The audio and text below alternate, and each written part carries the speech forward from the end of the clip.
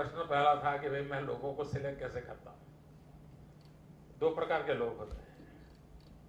एक, राजनीति में जो सिलेक्शन हो जनता करती है, और जनता जो लोग देती है उसी में से आपको अपनी दुनिया खड़ी करनी होती है। उसमें आपके सिलेक्शन का स्कोप बहुत कम होता है। अब मैं कल आपको चाहूं कि बहुत बड़े मैनेजमेंट में एक्सपर्ट है और मैं कहूं कि आइए, मनमोहन सिंह जी को भी राज्यसभा में आना पड़ता है लोकसभा में नहीं आए तो हमारे देश की राजनीति ऐसी है कि अगर आज छत्रपति शिवाजी महाराज पुणे में चुनाव लड़े तो पता नहीं क्या स्थिति होगी। अगर महात्मा गांधी पोरबंदर में चुनाव लड़े तो कह नहीं सकते क्या होगा, क्योंकि चुनाव के अपने हिसाब किताब अलग है। दूसरा है ब्यूरोक्रेसी, उसमें भी आपके हाथ बंधे हुए हैं। एक बार जिसने आईएएस का एग्जाम कर लिया और वो पाइप में आ गया तो दूसरी तरफ वो बड़ा अफसर बन करके ही निकलता है। तो आपके पास कोई स्कोप नहीं है इन गवर्नमेंट सिस्टम, आपके पास ज्यादा स्कोप नहीं है। फिर भी सफल होना है तो क्या करना चाहिए? तो ये सिलेक्शन, एक तो टीम स्पिरिट होना चाहिए, टीम वर्क होना चाहिए, और गुजरात की सफलता का मूल कारण है टीम गुजरात। अब जैसे भी लोग हैं उनको जोड़ना, उसी को तो टीम कहते हैं। आप बिल्कुल परफेक्ट पर्सनालिटी इकट्ठी करो और कहोगे तुमने टीम बनाई, ऐसा नहीं है। जैसे हैं वैसे लोगों की, किसी की एक शक्ति होगी, किसी की दूसरी होगी, किसी की तीसरी होगी, हर एक की शक्तियों को पहचान करके जोड़ना, वही तो टीम होता है। और मैनेजमेंट का सिद्धांत यही तो हमारी कसौटी करता है, और हम टीम के में विश्वास करते हैं। दूसरा, आपको काम करने की स्वतंत्रता देनी चाहिए। मैं एक ऐसा मुख्यमंत्री हूं जिसके पास कोई काम नहीं है, कोई काम नहीं मेरे पास। मेरी पूरी टीम पूरी तरह स्वतंत्र है, वो काम करते हैं, लेकिन स्टेट पॉलिसी ड्रिवन होना चाहिए।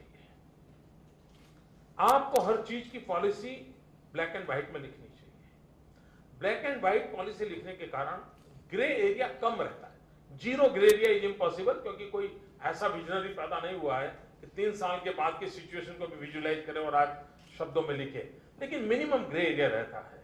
और जब पॉलिसी ड्रिवन स्टेट होता है, छोटा आदमी भी अकॉर्डिंग टू पॉलिसी डिसीजन ले सकता है।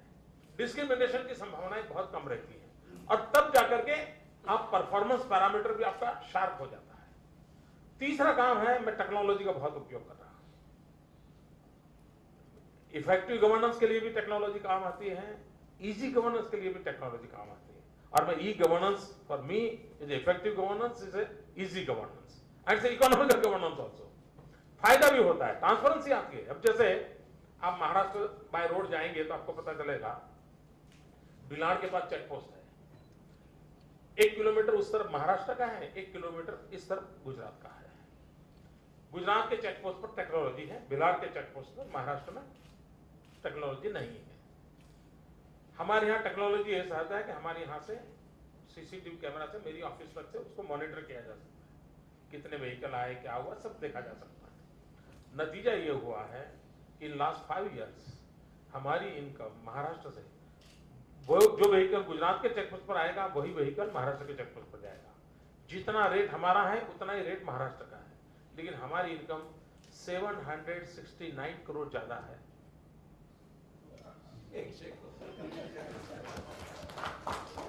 769 करोड़ में मेरी इनकम ज्यादा है मेरे स्टेट की। तो सक्सेस के लिए ये यही चीजें हैं जिसको जोड़ना पड़ता है। अगर व्यक्ति की कमी है तो मशीन काम करेगा, मशीन की कमी है तो पॉलिसी काम करेगी।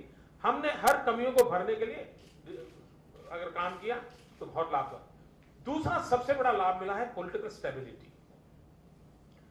पॉलिटिकल इंस्टेबिलिटी कभी कभी बहुत तकलीफ करती है, क्योंकि फिर नीतियों पर भी प्रभाव होता है। अब मुझे लॉन्गेस्ट सर्विंग चीफ मिनिस्टर बनाऊंगा, 12 साल हो गए मुझे इस काम करते हुए, तो मुझे पॉलिटिकल स्टेबिलिटी का बहुत लाभ मिला है। मैं कोई भी फाइल आती थी, इट टेक्स हार्डली 2 मिनट्स। मुझे पता है, पूरी हिस्ट्री मालूम है, मैं मिनटों में डिसीजन ले सकता हूं। तो पॉलिटिकल स्टेबिलिटी का बहुत लाभ हो रहा है। दूसरा था आपका जीएसटी के संबंध में। मैंने प्रणब मुखर्जी जब फाइनेंस मिनिस्टर थे तो मैंने इस विषय में इनको एक छोटा सा सवाल पूछा था।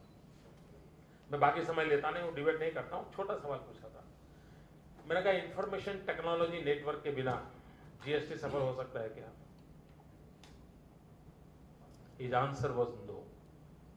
अगर आपके पास information technology, communication technology network नहीं है तो जीएसटी इज इम्पॉसिबल। उसकी पहली शर्त है ये टेक्नोलॉजी इंफ्रास्ट्रक्चर, तभी जाकर के उसको फॉलो कर सकते हो। जब और तुरंत उन्होंने अपने पीएस को बुलाया, भाई मैं मोदी जी सवाल उठा रहे, इसका क्या कहना है? तो उसने कहा हाँ साहब, इसका तो टास्क फोर्स बनाया है लेकिन अभी कुछ हुआ नहीं। मैंने कहा इसको पहले पूरा कीजिए। अब मान लीजिए आपने इंफ्रास्ट्रक्चर बना दिया, क्या आपके पास 100% पावर सप्लाई है? क्योंकि इस व्यवस्था को चलाने के लिए 100% पावर सप्लाई चाहिए। अगर नहीं है तो हर जगह पे डीजी सेट लगाने पड़ेंगे या तो बैटरी ऑपरेटर करना पड़ेगा। ये नेटवर्क आपके पास है, सपोर्ट सिस्टम नहीं है, तो कौन सब इस जीएसटी के साथ जुड़ता है नहीं जुड़ता बात का विषय है। पहले मिनिमम तो करो भाई। और आप जो इस विषय के जानकार होंगे, उनके पास ये बात आई नहीं है। ये मिनिमम चीज हमारा देश नहीं कर पाया है। अगर एक बार ये कर लें तो फिर स्टेट इंटरेस्ट के जो इश्यू हैं वो मिल बैठ करके सॉर्ट आउट किए जाए। लेकिन अब तो कुछ है ही नहीं और अब कहते रहोगे तो क्या होना है।